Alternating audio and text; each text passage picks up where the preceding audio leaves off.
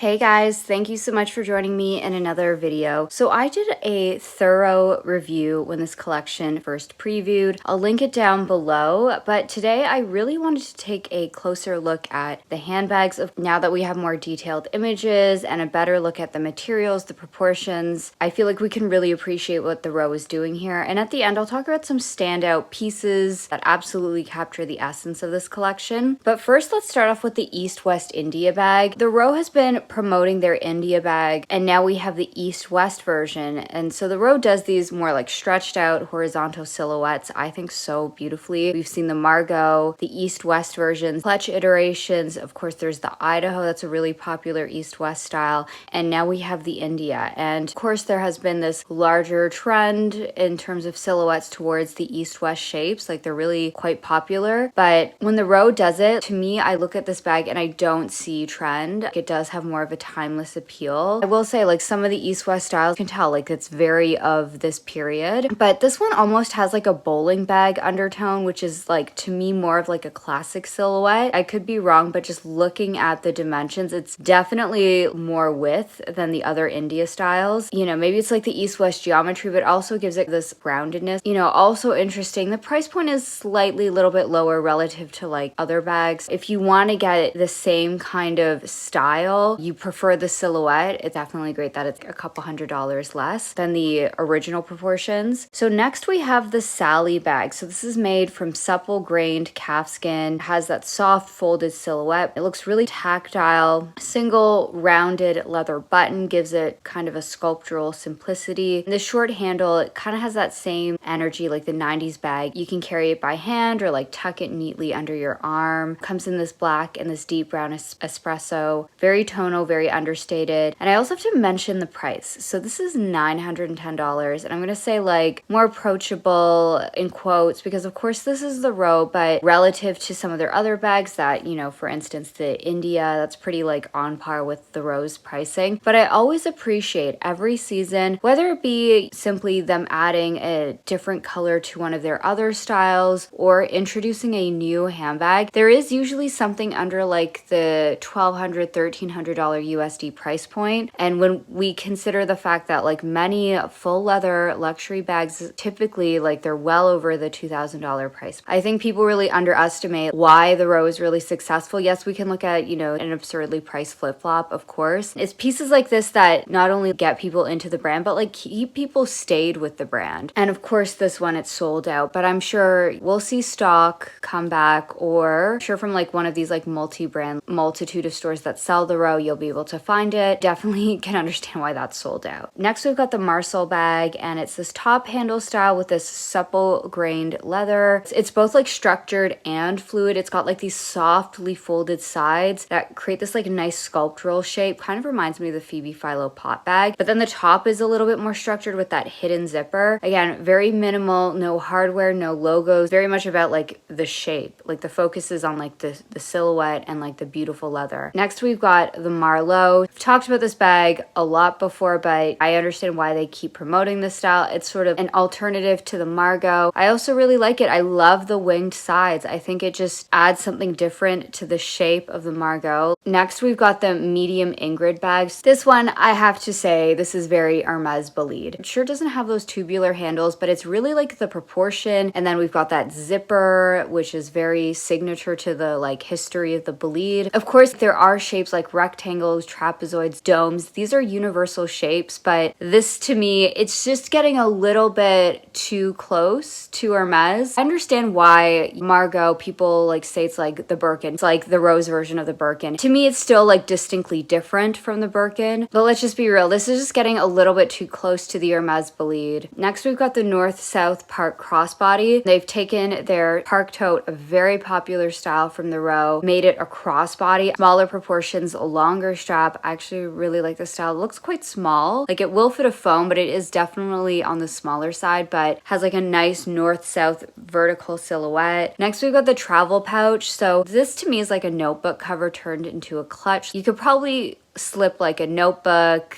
an agenda, a tablet, or even like if you're traveling, documents like that. It has this like utilitarian aspect of it, but it also feels quite elegant. Celine just recently for their spring summer 2026 collection are going to be introducing this book as a clutch kind of idea. I like that you can wear it like a clutch, but it has an added function. Also noteworthy when talking about this note cover, the row for this collection had these antique accents as accessories. You can see here there's this engraved pencil holder styled with one of their knitwear pieces. This was a huge theme throughout the collection, whether it be accents on belts or pinned little antiques against the knitwear. And the row has really been moving towards this, these kind of antique like accessories. On their website, if you actually look into the gallery section, they've sourced special pieces from pre-cloths. So this is a boutique that sells curated vintage and pre-loved goods at which you can get them through the row as well. Maybe this is just the world I'm in, but I feel like this theme of antique accents and accessories, be it not just in the form of things like charms, but like things you put in your hair, like we saw that with their summer 2026 collection, but these little precious keepsakes that you can pair with these newer modern pieces kind of creates a sense of timelessness and this idea of wanting to have pieces that you have for a very long time, pieces that you cherish, these more precious pieces to wear alongside some of these newer pieces from the row. It's definitely a theme in this collection. Next, we've got the Astro bowling bag, so another returning style, and it's very aligned with these rectangular silhouettes that have been quite popular. We saw it in a big way from Miu Miu, and again, you know, the row has their version. It's quite a timeless silhouette. And then of course we see the India. We're seeing it this season in this lovely textured grained leather. Now, also just some other pieces I just kind of wanted to talk about. I'm not going to like deep dive into every single item, but I already talked about this collection quite thoroughly earlier. I wanted to talk about this Mio turtleneck in cashmere. It's this sculptural sweater vest and this interesting like seamless kangaroo pocket, and it has these open arm slits, giving it like a very monastic,